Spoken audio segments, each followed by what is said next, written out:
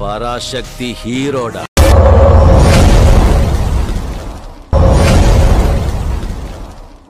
வந்தே மாதரம், வந்தே மாதரம். தாயே, என்னை பெற்றவளே, உன்னை வணங்குகிறேன்.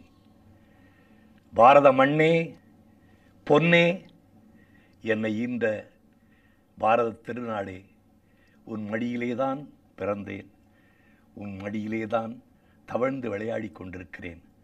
அதற்காக உன்னை வணங்குகிறேன். இதுதான் வந்தே மாதரம்ங்கிறதுக்கு அர்த்தம்.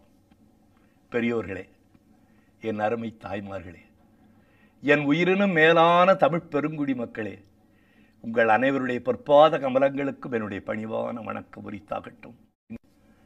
நாம் எப்படி இருந்தோம், எவ்வளவு கஷ்டப்பட்டோம், எவ்வளவு சிரமப்பட்டு இந்த சுதந்திரத்தை வாங்கினோம், அதை பற்றியும் இந்த சுதந்திரத்தை வாங்கினதுக்கப்புறம் நம்ம நாட்டை, நம்ம குடும்பத்தை, நம்ம பிள்ளைகளெல்லாம் எப்படி இப்படி வழிப்படுத்தியிருக்கோம், அதை பற்றியும் இந்த 50 ஆண்டு கடந்து இனி அடுத்த ஆண்டில் கால் வைக்கும்போது நம்ம நாட்டை நாம் எப்படி கொண்டுட்டு போகிறோம், நம்முடைய பிள்ளைகளை, நம்முடைய வருங்கால சந்ததியினரை எந்தெந்த வகையில் வழிப்படுத்த போகிறோங்கிறத பற்றி கொஞ்ச நாளி உங்கள் கூட பேசலாங்கிறதுக்காக தான் உங்கள் முன்னால் இன்றைக்கி நான் வந்திருக்கேன்.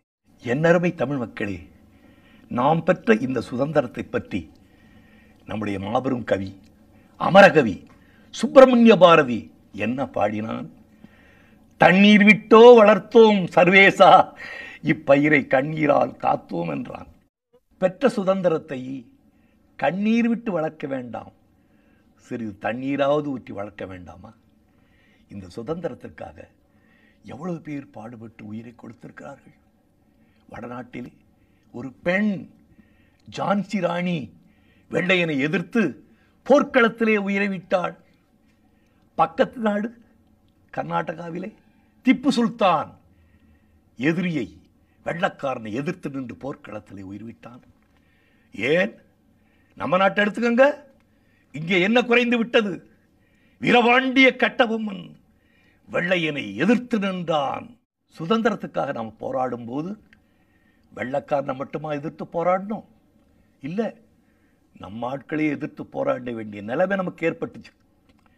சில பேர் சுதந்திரமே வேண்டாம், இது காட்டு பிராண்டித்தனம்னு சொன்னான். அவன் காட்டு பிராண்டியா அந்நியன்கிட்ட அடிமைப்பட்டிருக்காங்கிறத நாமளே எடுத்து சொல்ல வேண்டியதாக போச்சு. அவன் சுதந்திரம் வேணான்னு சொன்னதுனால பிரிட்டிஷ்காரன் என்ன பண்ணான்? அவனை தங்க கூண்டில் வச்சு கிளி மாதிரி வளர்த்து அவனுக்கு பாலும் பழமும் கொடுத்தான். அப்பா, அது தங்க கூண்டு இல்லை, நீ போட்டிருக்க விலங்குன்னு அவனுக்கு நாம் அட்வைஸ் பண்ணி அவனை வெளியே கொண்டாந்து எங்களை மாதிரி நீ சுதந்திர பறவையாயிருந்து சொல்ல. இந்த நூற்றாண்டில் தான் சுதந்திர போராட்டமே சூடு பிடிச்சது.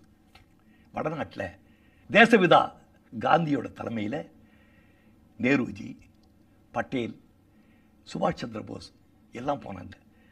அவர்களை பின்பற்றி நம்ம ஊரில் தென்னாட்டில் வாவேசு ஐயர், சுப்பிரமணிய சிவா, பாரதியார், கப்பலோட்டி தமிழன், வாஞ்சிநாதன் எல்லாரும் போனாங்க.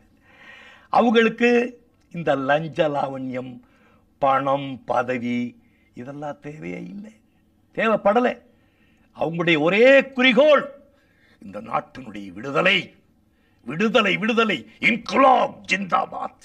வடநாட்டிலே ஒரு இளைஞன் பகத்சிங், தென்னாட்டிலே ஒரு இளைஞன் கொடிகாத்த குமரன் தேசிய கொடியை காத்தான். கொடின்னா ஒரு துடியில் 3 கலர் அடிச்சிருக்கேன்னு நினச்சிங்களா? இல்லை, அந்த கலர்லாம் என்ன சொல்லுது? நம்முடைய நாட்டினுடைய விடுதலை, நமது வீட்டு பெண்களுடைய மான மரியாதை, நம்முடைய சுபிட்சம் அத்தனையும் தான் அந்த கலராக இருக்குது. இந்த 50 ஆண்டு சுதந்திரத்தை நாம் நினைக்கும் போது, சுதந்திரத்தை நாம் யோசனை பண்ணி தான் இன்றைக்கி தான் சுதந்திரம் அப்படின்ட்டு நம்ம நினைக்க வேண்டியிருக்கு. ஒரு உதாரணம் சொல்ல போனோம்னா, என் ஃப்ரெண்டு ஒருத்தர் வீட்டுக்கு போகிறானா, அந்த வீட்டில் உள்ள ஆம்பளை நல்லா ட்ரெஸ் பண்ணிக்கிட்டு வெளியே போயிட்டு இருந்தாராம். உடனே கேட்டாராம், என்னன்னாச்சு இவ்வளோ சீக்கிரம் வெளியே போகிறீங்க அப்படின்னு. அதை ஏன் கேட்குற, இன்றைக்கி சுதந்திர நாளாம், ஆஃபீஸ் லீவு தான், சும்மா விட்றானுங்களா, ஆஃபீஸில் ஏதோ கொடியேற்றுறாங்களாம், அதுக்காக பாவிங்க என்ன கூப்பிட்ருக்கானுங்க ஐயா அப்படிங்கிறான். சுதந்திரத்தை பற்றி எப்படி நினச்சிருக்கான் பார்த்தீங்களா? அது மட்டும் இல்லை, அந்த வீட்டு குழந்தை வெளியே வருது, நல்லா டிக்கா ட்ரெஸ் பண்ணிக்கிட்டு ஒரு கதற்கொடி குத்திக்கிட்டு வருது. வந்தோடனே, பாப்பா எங்கே போகிற பாப்பாங்கிறான். சுதந்திரத்துக்கு நாங்கள் கொடியெல்லாம் பிடிச்சிட்டு போகிறோம் அப்படின்னு அந்த பாப்பா சொல்லுது. சுதந்திரம் யார் வாங்கி கொடுத்து பாப்பா அப்படின்னு அவர் கேட்குறார். உடனே அந்த குழந்தை சொல்லுது, காந்தி தாத்தா வாங்கி கொடுத்தாருன்னு. உடனே இவன் கேட்குறான், சுதந்திரம் எப்படி பாப்பா கிடைச்சிது நமக்குன்னு. உடனே அந்த பாப்பா சொல்லுது, ஏதாவது பணம் கொடுத்து வாங்கியிருப்பாங்க அப்படின்னு சொல்லுது சுதந்திரத்தை பற்றி. அப்படின்னா நம்ம ஊரில் எதுக்கு பணம் கொடுக்குறோம், எதுக்கு லஞ்சம் வாங்குகிறோம், எதை கொடுத்து எதை பெறுறோங்கிறது அந்த குழந்தைக்கு தெரிஞ்சிடும். இதுக்கெல்லாம் என்ன காரணம்?